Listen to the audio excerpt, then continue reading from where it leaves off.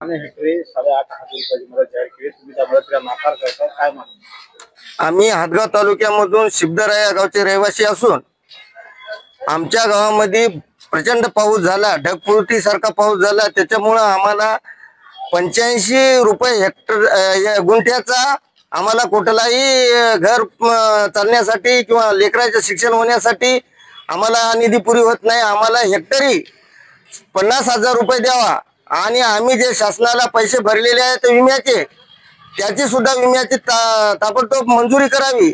आणि तिसरा मुद्दा, या सरकारने ढगफुटी सारखं पावसाने एवढं मोठं थैमान घातलेलं असून सुद्धा शासन कर्जमाफीसाठी दुर्लक्ष करते. आमची प्रशासनाला अशी विनंती आहे, कर्जमुक्ती सुद्धा करावी. अशा आमच्या मिळून या 3 मागण्या आहेत. शेतकरी आहोत.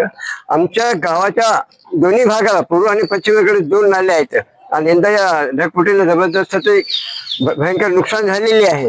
तर ही यांनी सांगितल्याप्रमाणे तुमचे 8,500 काही आम्हाला याच्यात बसणार नाहीत. नियमात आमची भयंकर नुकसान झालेली आहे.